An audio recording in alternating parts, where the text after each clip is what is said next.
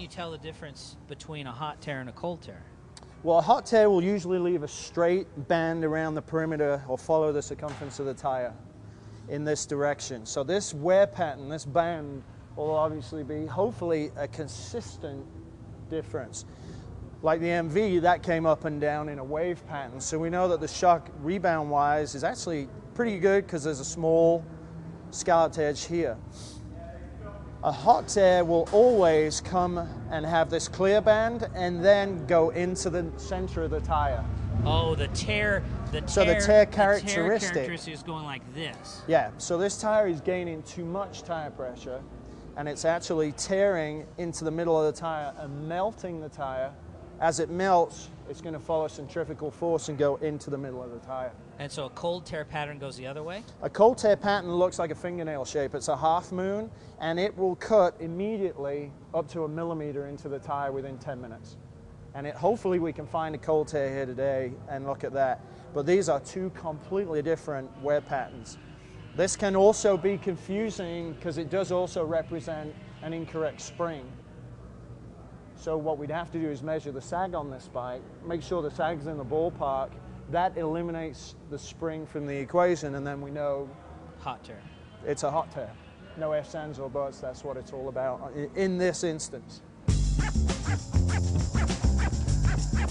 We have two problems. We got a rebound problem, clear as day, because we've seen that all day long here. And here we have a cold tear problem. In some places it's worse because as the wheel rotates, there's load coming on and off. So this section is really bad. Now, when you're saying like that one right there fits my nail right there, and it digs into the tire. Into the tire right there. And it's always with your finger pointed this way. Okay. You'll never see a cold tear going this way. All right. Because that's a hot tear goes into the center of the tire. A cold tear is the tire's overinflated, cannot reach proper operating temperature, and then starts to rip itself apart, literally like somebody's put a pair of tweezers into it and pulled it out. Now this isn't that bad. It's probably half a pound off. A really good cold tear, and we're going over to Michelin at lunchtime to see what they've got in the rack and go through the rack, will be at least a full fingernail size and about 1 millimeter deep. It'd be horrible to look at. But parts of this debris field is from this cold tear. Okay, so you got to get rid of the cold tear first to really begin to understand what's going on underneath. And we've gone up, what, 15 degrees from this morning at least? At least. So we would see by 1 o'clock. Probably it was worse the session before, and it's gotten a little better. Well, he's only been out once. Oh, okay. So this is from his first session.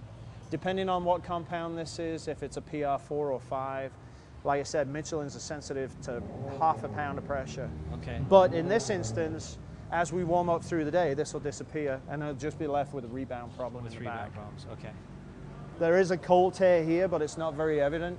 It's very fine, very slight. See what I mean by a fingernail shape? Right. But this tire is probably 1/4 to 1/2 pound too inflated. But the day's going to warm up, this will disappear completely. This one was another hot tear, but it started as a cold tear.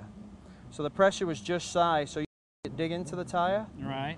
But then as the day went on, it took out some of that and then was too low and turned into a hot tear. So this tire went from being overinflated to underinflated during one day.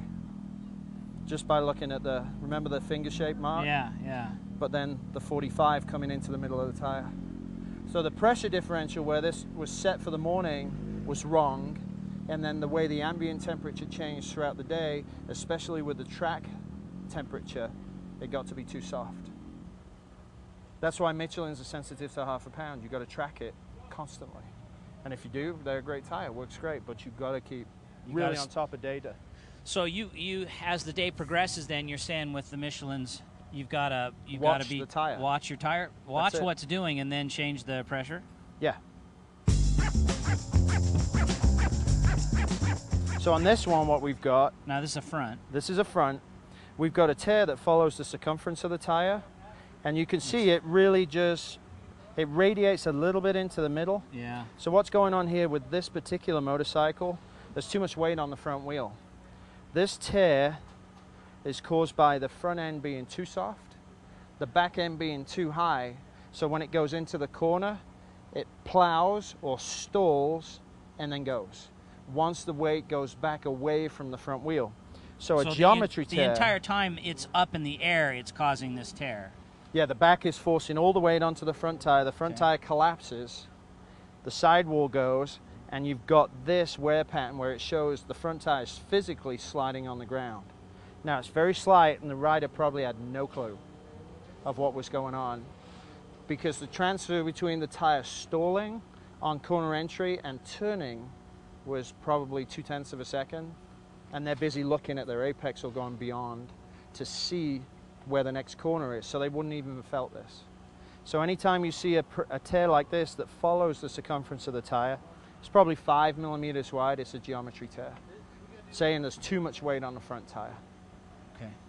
So again, with any tire, no matter what the brand is, look at your tire. If there's even wear across it, everything's good. If it disfigures in any way, you've got a problem. Find out what the problem is and fix it. This didn't have a tire pressure problem at all, it's all geometry. And you can see from the two sides, slow entry here, so not very much disfiguration. Huge entry on this side. Given the direction of the tire, it's probably on the left side. Left side, yep. Because this is a counterclockwise track. So most of the load is on this side of the tire, Right. hence the width of the band and disfiguration. And So this is actually physically the oil in the tire that keeps it fluid bleeding out of the tire. So every time you heat cycle a tire, the oil comes to the surface. Because of that, what will happen is it'll change color like this. The more you go through the heat cycles, the more the oil bleeds out of the tire, the harder it gets. So in this instance, you put your fingernail in it, it's supposed to spring straight back out and not leave an imprint. It's still there. So this tire's been through plenty of heat cycles. And we can see it's got some chronic conditions on it. We got a tear problem, and we have a massive rebound problem here. Probably the most pronounced of the day. Now these tires were from school. So this rider was probably way overweight for the bike. Because of that, put way too much stress on the spring. Because of that, and the inadequacy of the rebound adjustment, gave this tire wear pattern.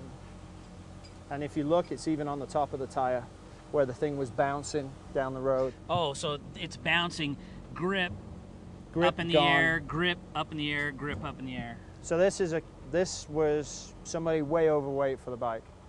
So it's completely and utterly out of adjustment and dangerous at that point.